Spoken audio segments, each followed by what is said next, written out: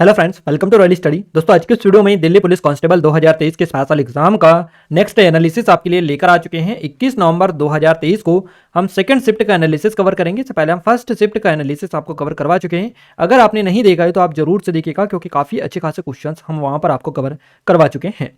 साथ ही अब तक की जितनी भी पीडीएफ है हम सारी टेलीग्राम पर अपडेट कर चुके हैं। आप सभी के काफ़ी ज़्यादा मैसेजेस आ रहे हैं कि 400 वाली जो पीडीएफ है 14 से 17 तक का हमने जो स्पेशल करवाया था आपको, उसकी पीडीएफ टेलीग्राम पर नहीं रही है। तो मैं आपको बता दूं, हमने सुबह ही टेलीग्राम पर उसको डाल दिया है। आप अच्छे से चेकआउट करिएगा। आप सभी चेकआउट तो टेलीग्राम पर नहीं करते और कमेंट में कमेंट करके बताते, तो आप पहले एक बार चेकआउट करें। वहां पर हमने डाल दिए, हम 100% श्योर है कि हमने डाल दिए। आप चेकआउट कर लीजिएगा। क्लियर है?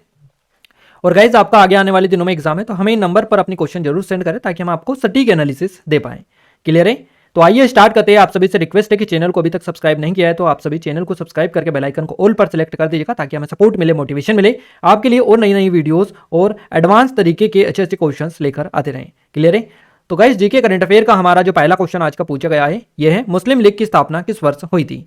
सही जवाब रहेगा 1906 में मुस्लिम लीग की स्थापना हुई थी। देखिए, 30 दिसंबर 1906 को ढाका के नवाब आगा खां और नवाब मोहसिन उल मुल्क के नेतृत्व में मुस्लिम लीग का गठन किया गया था। इसका जो गठन है भारतीय मुसलमानों के अधिकारों की रक्षा के लिए किया गया था, और बाद में लीग द्वारा यानी लीग भारत के मुसलमानों के लिए एक अलग राष्ट्र चाहती थी, क्योंकि उसे डर था कि स्वतंत्र भारत में हिंदुओं का वर्चस्व होगा। 1905 में बंगाल का विभाजन हुआ और एक सांप्रदायिक विभाजन हुआ। क्लियर है? प्रारंभ में इसे अंग्रेजों का बहुत समर्थन मिला, लेकिन जब उन्होंने स्वशासन की धारणा को अपनाया तो उन्हें अंग्रेजों का कोई समर्थन नहीं मिला। क्लियर है? नेक्स्ट क्वेश्चन की ओर आगे बढ़ते हैं। अगला क्वेश्चन पूछा गया, राज्यपाल के पास कौन सा अधिकार होता है? इस तरह से क्वेश्चन पूछा गया। ऑप्शंस तो हमें नहीं मिल पाए कि इसका ऑप्शन एग्जैक्ट क्या था, बाकी हम डिटेल आपके लिए लेकर आए हैं। राज्यपाल को रीट जारी करने का अधिकार नहीं होता है। क्लियर है? राज्यपाल को कौन सा अधिकार होता है, इस तरह से क्वेश्चन पूछा है, तो राज्यपाल को रीट जारी करने का अधिकार नहीं होता है। ये आपका जहां तक वो बता रहे हैं उसी हिसाब से ये आपका ऑप्शन में दिया था कि राज्यपाल को रीट जारी करने का अधिकार नहीं होता है। हो सकता है कुछ और भी ऑप्शन आपको मिले हैं। रीट लोगों के बुनियादी अधिकारों को बनाए रखने के लिए अदालतों द्वारा दिए गए आदेश होते हैं। रीट जारी करने का जो अधिकार है सर्वोच्च न्यायालय और उच्च न्यायालय को होता है। भारत के उच्च न्यायालय को अनुच्छेद 226 के तहत रीट जारी करने का अधिकार है, और उच्च न्यायालय राज्यों की वरिष्ठ अदालतें होती हैं। क्लियर है? अगला क्वेश्चन है गाइस हमारा, संसद की कौन कौन सी विशेषताएं होती हैं? तो संसद की सबसे महत्वपूर्ण विशेषता यह है कि इसमें राष्ट्रपति शामिल होता है। राष्ट्रपति के पास संसद के दोनों सदनों को बुलाने या स्थगित करने की शक्ति भी होती है। संसद राज्यों की सीमाओं और नामों में बदलाव भी कर सकती है। क्लियर है? संसद कई राज्यों को मिलाकर एक राज्य बना सकती है। संसद में विधायी प्रस्तावों को विधेयकों के रूप में लाया जा सकता है जब संसद के दोनों सदनों द्वारा विधेयक पारित कर दिया जाता है और राष्ट्रपति द्वारा अनुमोदित कर दिया जाता है, तो यहाँ संसद का एक अधिनियम बन जाता है। क्लियर है? तो ये सारी जो विशेषताएं हैं ये बेसिकली किसकी है? संसद की।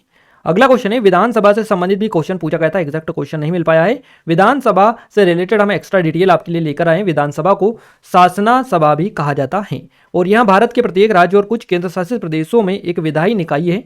विधानसभा के कुछ कार्य होते हैं, जैसे कि विधान बनाना, नीति का निर्धारण करना।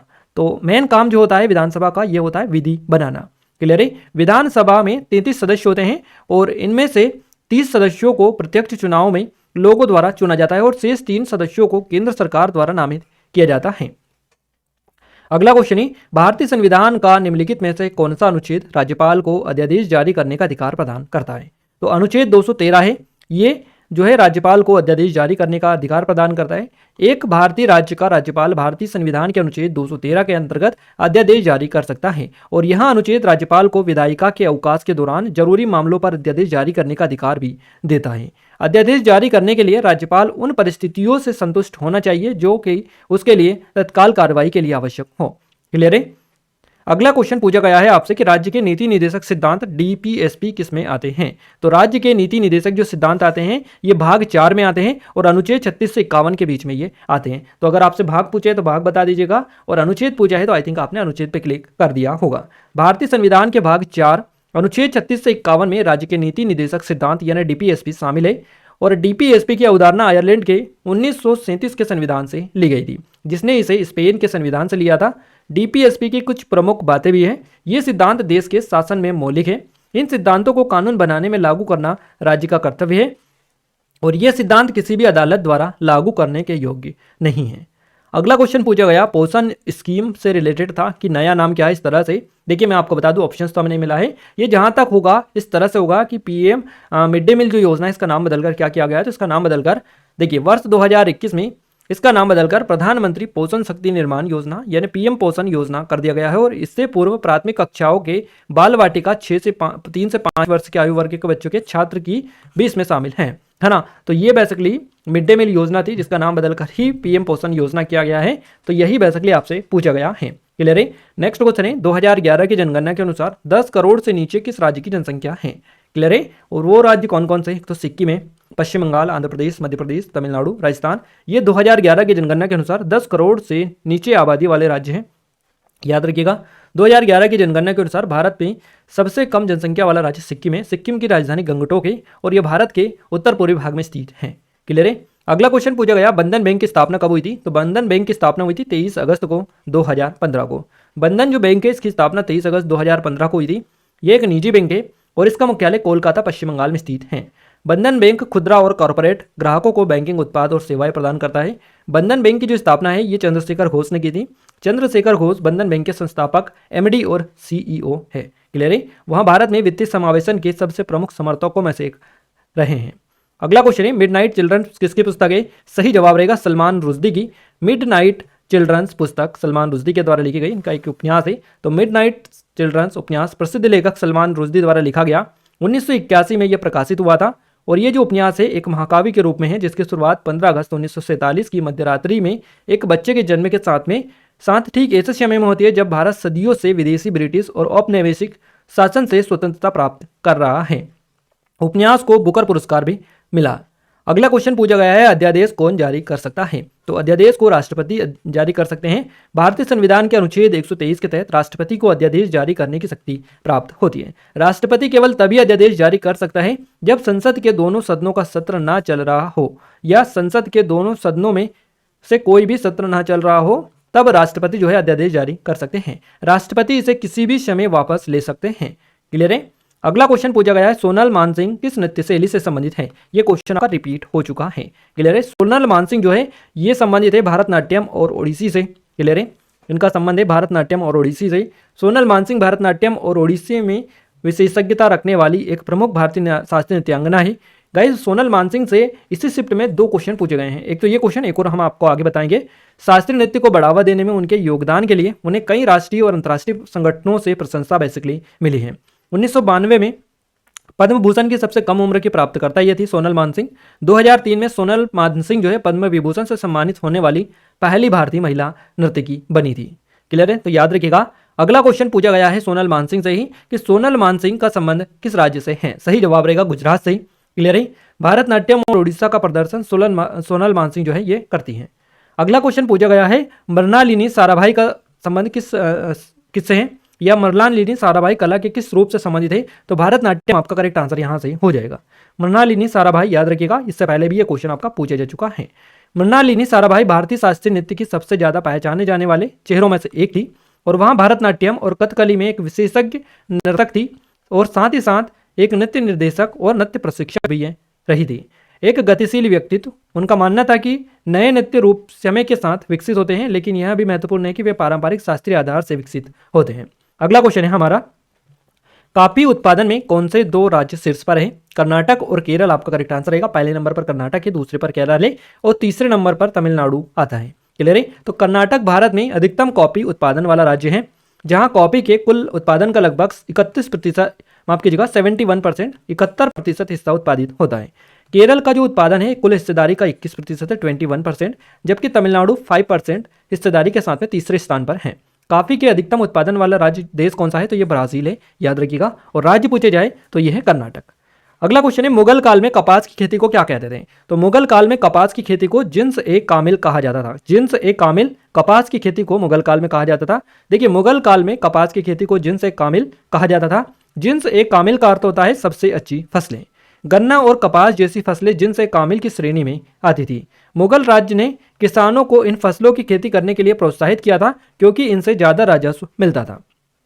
अगला क्वेश्चन है विजय स्तंभ किसने बनवाया था। तो विजय स्तंभ बनवाया था राजा राणा कुंभा ने। विजय स्तंभ को मेवाड़ के राजा राणा कुंभा ने बनवाया था और यहाँ चित्तौड़गढ़ के चित्तौड़ किले के अंदर स्थित है। इसे 1440 से 48 के बीच बनवाया गया था और ये जो विजय स्तंभ है महमूद खिलजी के नेतृत्व वाली मालवा और गुजरात की संयुक्त सेनाओं पर अपनी जीत की याद में बेसिकली राणा कुंभा ने बनाया था। अगला क्वेश्चन है भारतीय संविधान के अनुच्छेद 123 और 213 में क्या बताया गया है। भारतीय संविधान के अनुच्छेद 123 और 213 में अध्यादेश जारी करने की शक्तियों के बारे में बताया गया है। भारतीय संविधान के अनुच्छेद 123 और 213 में अध्यादेश जारी करने की शक्तियों के बारे में बताया गया है। अनुच्छेद 123 राष्ट्रपति को संसद के अवकाश के दौरान अध्यादेश जारी करने का अधिकार देता है और अनुच्छेद 213 जो है ये राज्यपाल को अध्यादेश जारी करने की शक्ति देता है। नेक्स्ट क्वेश्चन है ओलंपिक में स्विमिंग पूल की लंबाई चौड़ाई मीटर में कितनी होती है। क्लियर है। तो ओलंपिक में स्विमिंग पूल की लंबाई चौड़ाई आपसे पूछा है, तो स्विमिंग पूल की लंबाई होती है 50 मीटर या 164 मीटर। क्लियर है। देखिए यहाँ पर लंबाई चौड़ाई दोनों दे रखी है। ओलंपिक आकार के स्विमिंग पूल की लंबाई 50 मीटर या 164 फीट होती है, चौड़ाई होती है 25 मीटर या 82 फीट और गहराई होती है 2 मीटर या 6 फीट। ओलंपिक पुल में 10 लेन होती हैं और लेन कम से कम 2.5 मीटर चौड़ी होती है, यानी 2.5 मीटर चौड़ी होती है। पहली और आखिरी लेन के बाहर कम से कम 2.5 मीटर चौड़ी 2 जगह भी होती हैं। क्लियर है। तो ये पूरा जो स्विमिंग पूल होता है उसका ये पूरा ही है स्ट्रक्चर है, तो आप देख कर जाएं क्योंकि यहाँ से हो सकता है आपसे चौड़ाई भी पूछिए, अब लेन भी आपसे हो सकता है पूछ लिया जाए। अगला क्वेश्चन है प्रधानमंत्री रोजगार योजना पीएमआरवाई योजना किस वर्ष शुरू की गई थी। 1993 में इसको शुरू किया गया था। 1993 में भारत सरकार ने पूरे देश में रोजगार के अवसर पैदा करने के लिए 1993 में प्रधानमंत्री रोजगार योजना का शुभारंभ किया था और शिक्षित बेरोजगार गरीबों द्वारा सूक्ष्म उद्यम स्थापित करके शिक्षित बेरोजगार युवाओं को रोजगार प्रदान करने के लिए प्रधानमंत्री रोजगार योजना को परिकल्पित किया गया। अगला क्वेश्चन है हमारा भारतीय संविधान के अनुच्छेद, देखिए भारतीय संविधान के 42वें संशोधन अधिनियम 1976 से रिलेटेड क्वेश्चन था, ये एग्जैक्ट नहीं मिल पाया है, इसमें क्या पूछा है। और गाइस एक चीज आपने नोटिस करी होगी कि 42वां संशोधन जो है इससे डेली बेसिस पर क्वेश्चंस बन रहे हैं, यानी कि डेली 3 शिफ्ट हो रही है, 3 में से किसी ना किसी शिफ्ट में आपका क्वेश्चन 42वें संशोधन से आ रहा है ना। तो कुल मिलाकर इसको देख कर जाए संशोधन वाली लिस्ट को, अच्छे खासा वेटेज आपको देखने को मिल रहा है। देखिए प्रस्तावना में समाजवादी, पंथनिरपेक्ष और अखंडता शब्द जो जोड़े गए थे 42वें संवैधानिक संशोधन अधिनियम 1976 के तहत जोड़े गए थे। 42वें संशोधन अधिनियम को लघु संविधान के नाम से भी जाना जाता है। 42वें संशोधन अधिनियम के बाद नागरिकों के लिए 10 मौलिक कर्तव्य जोड़े गए और इसने राष्ट्रपति को मंत्रिमंडल की सलाह के लिए भी बाध्य किया था। नेक्स्ट क्वेश्चन की ओर आगे बढ़ते हैं। अगला क्वेश्चन है हमारा 2022 स्वतंत्रता दिवस की थीम क्या थी। 2022 में स्वतंत्रता दिवस की जो थीम थी ये थी राष्ट्र पहले हमेशा पहले, राष्ट्र पहले हमेशा पहले ये थीम थी। साल 2022 में स्वतंत्रता दिवस की थीम थी राष्ट्र पहले हमेशा पहले। इस साल की थीम के मुताबिक भारतीयों को एकजुट होकर राष्ट्र को सर्वोपरि रखते हुए आगे बढ़ाना है। साल 2022 में आज़ादी का अमृत महोत्सव मनाते हुए मिनिस्ट्री ऑफ कल्चर ने हर घर तिरंगा अभियान का थीम सॉन्ग लॉन्च किया था। क्लियर है। आइए आगे बढ़ते हैं नेक्स्ट क्वेश्चन की ओर। अगला क्वेश्चन है पहला खेलो इंडिया शीतकालीन खेल कहाँ हुआ था। तो ये गुलमर्ग में हुआ था। गुलमर्ग खेलो इंडिया शीतकालीन खेल का पहला संस्करण भी मार्च 2020 में गुलमर्ग में आयोजित किया गया था और दूसरा संस्करण प्रधानमंत्री नरेंद्र मोदी ने 26 फरवरी 2021 को गुलमर्ग जम्मू कश्मीर में शुरू हुए खेलो इंडिया शीतकालीन खेलों के दूसरे संस्करण का उद्घाटन किया था। यानी पहला भी यहाँ पर हुआ था, दूसरा भी यहीं पर हुआ। क्लियर है। तो याद रखिएगा। अगला क्वेश्चन है वेम्पति चिन्ना सत्यम का संबंध किससे है। सही जवाब रहेगा कुचिपुड़ी से इनका संबंध है। वेम्पति चिन्ना सत्यम 25 अक्टूबर 1929 को कृष्णा जिले के कुचिपुड़ी गांव में जन्मे। कुचिपुड़ी नृत्य की उत्पत्ति उस स्थान पर हुई थी। चिन्ना सत्यम ने दुनिया भर में अद्वितीय नृत्य शैली को लोकप्रिय बनाने का प्रयास किया। उन्होंने 6 साल की उम्र में नृत्य करना शुरू कर दिया था। अगला क्वेश्चन है विलायत खान का संबंध किस वाद्ययंत्र से है। सही जवाब रहेगा सितार से। उस्ताद विलायत खान 28 अगस्त 1928 से 13 मार्च 2004 तक भारतीय शास्त्रीय एक भारतीय जो है शास्त्रीय सितार वादक ये थे। देखिए इमदाद खान, इनायत खान, इमरत खान के साथ उन्हें सितार पर गायकी अंग के निर्माण और विकास का श्रेय भी दिया जाता है। विलायत खान का 75 वर्ष की आयु में 13 मार्च 2004 को मुंबई में निधन हो गया था। तो याद रखिएगा इस तरह के क्वेश्चंस यहाँ से आपके बन सकते हैं क्योंकि डिटेल में से ही लगातार आपके क्वेश्चंस पूछे जा रहे हैं। हम अभी तक जितनी भी डिटेल कवर करवा रहे हैं वहां से ही सीधे सीधे क्वेश्चंस आपके निकल कर आ रहे हैं। अगला क्वेश्चन है मौलिक कर्तव्य को कौन समाप्त कर सकता है। तो कोई नहीं समाप्त कर सकता है। मौलिक कर्तव्य को समाप्त नहीं किया जा सकता है।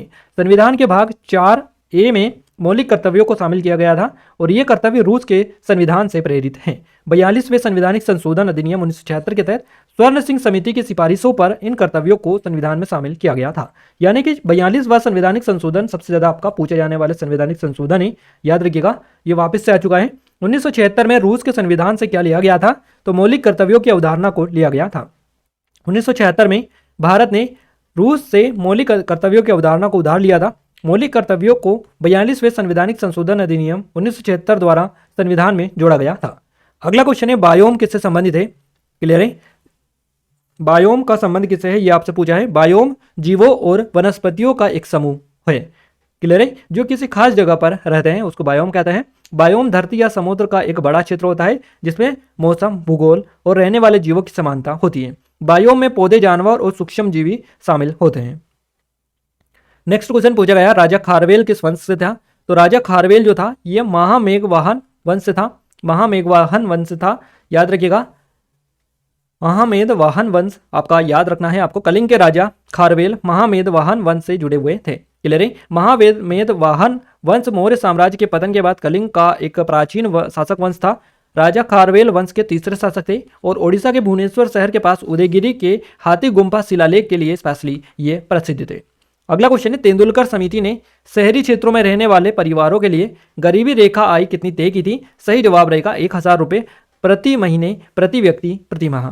1000 रुपये प्रति व्यक्ति प्रति माह जो है ये आय तय की थी तेंदुलकर समिति ने शहरी क्षेत्र में रहने वाले परिवारों के लिए गरीबी रेखा आय। क्लियर है? तो तेंदुलकर समिति ने 2011-12 में शहरी क्षेत्रों में रहने वाले परिवारों के लिए गरीबी रेखा 1000 रुपये प्रति व्यक्ति प्रति माह तय की थी। वहीं ग्रामीण क्षेत्रों के लिए यहाँ 816 रुपये प्रति व्यक्ति प्रति माह थी। क्लियर है?